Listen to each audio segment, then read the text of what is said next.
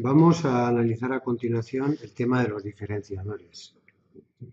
Un diferenciador es un circuito que efectúa la operación contraria a un integrador. En otras palabras, mientras que la salida de un integrador es la integral de la entrada, un diferenciador realiza la operación matemática de la diferenciación, entregando una señal de salida proporcional a la derivada de la señal de entrada. En la figura podemos apreciar el circuito típico de un diferenciador. Está compuesto por la señal de entrada que, mediante o entrando a un amplificador inversor, lo que hace es entrar a través de un condensador. Y luego tenemos como célula de realimentación una resistencia. De forma que lo que va a hacer es la corriente que entre por aquí va a pasar por aquí. Como ya sabemos, para corriente continua, un transformador tiene una impedancia de entrada infinita, con lo cual la corriente por aquí para continua va a ser muy pequeña. Sin embargo, para corriente alterna presenta una impedancia que es un cortocircuito, con lo cual lo que va a ocurrir es que ante pequeños cambios de la corriente, de la tensión de entrada, como son pequeños cambios, la corriente va a circular por el condensador e inmediatamente va a circular por la resistencia. Con lo cual, como la impedancia que presenta el condensador es muy pequeña, la corriente va a ser muy grande, la caída de tensión en la resistencia va a ser muy grande y la tensión de salida va a ser muy pequeña. Es muy grande. Con esto, lo que vamos a conseguir es que pequeños incrementos de la tensión de entrada supongan unos grandes incrementos de la tensión de salida. La fórmula o la función que visualiza la respuesta de este circuito es la que podemos encontrar aquí. Tal y como hemos visto en el funcionamiento, los diferenciadores son muy utilizados como convertidores de forma de onda. Por ejemplo, si se aplica una señal de entrada triangular senoidal, a la salida obtendríamos una onda cuadrada. Y también son los bloques constructivos para la construcción de los filtros pasabandas.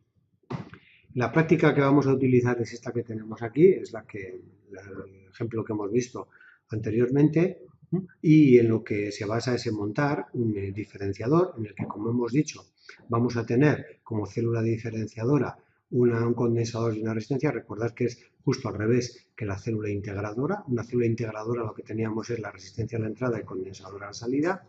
Aquí no, aquí tenemos condensadora a la entrada, resistencia a la salida. Y a la entrada lo que vamos a hacer es aplicar una señal normalmente triangular o senoidal. Y lo que vamos a ver es que a la salida vamos a obtener una onda cuadrada. ¿Por qué? Pues con una pequeña, por ejemplo, señal triangular de entrada, un pequeño incremento de la tensión de entrada, como este condensador está descargado, lo que va a provocar es que la corriente por aquí sea muy elevada. Dicha corriente elevada va a circular por la resistencia, lo que va a provocar es una caída de tensión de la resistencia elevada.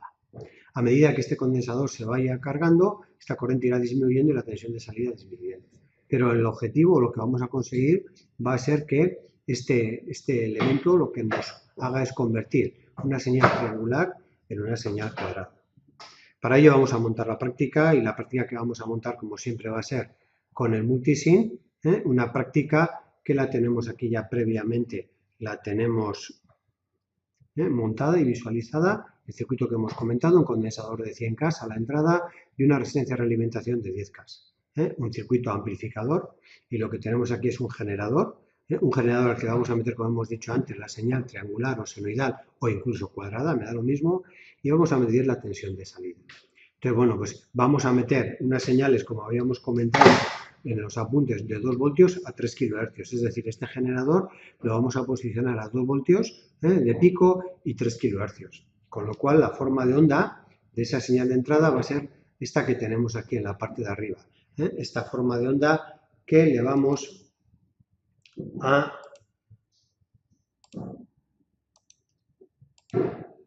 esta onda que tenemos aquí arriba.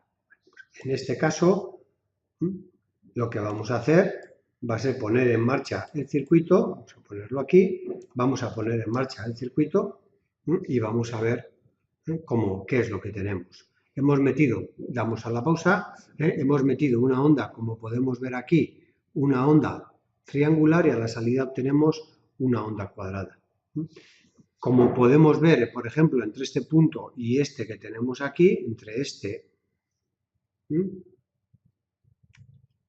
la señal de entrada, aquí estas, un pequeño incremento o en este caso decremento de la señal de entrada me va a producir un incremento, al ser un amplificador inversor, me va a producir un incremento muy pronunciado de la tensión de salida.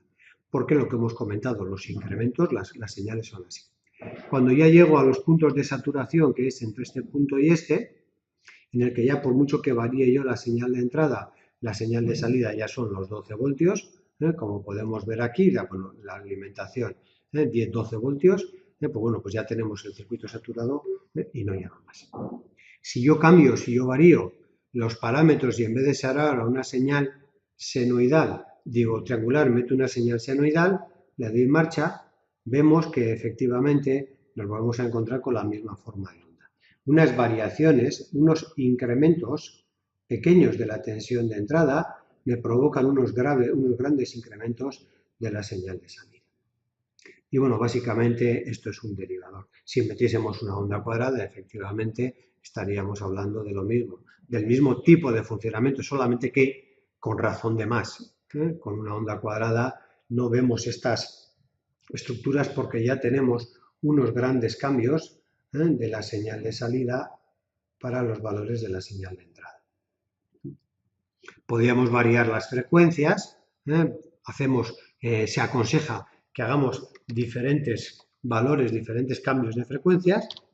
Vamos a ponérselo a 1 kHz la señal, vamos a escoger una señal triangular, le damos marcha, paramos, hacemos una pausa y analizamos la señal. Entonces, bueno, vemos aquí la señal triangular y vemos que durante un decremento de la señal, aquí tenemos unas oscilaciones, durante estos tiempos de la señal, bueno, pues me encuentro con que cambia inmediatamente, para una pequeña variación de la señal de entrada, un cambio inmediato de la señal de salida. Con esto damos por terminados los derivadores y lo que hacemos es pues hacer la práctica correspondiente, tomar varias pruebas y subir los resultados a la plataforma web.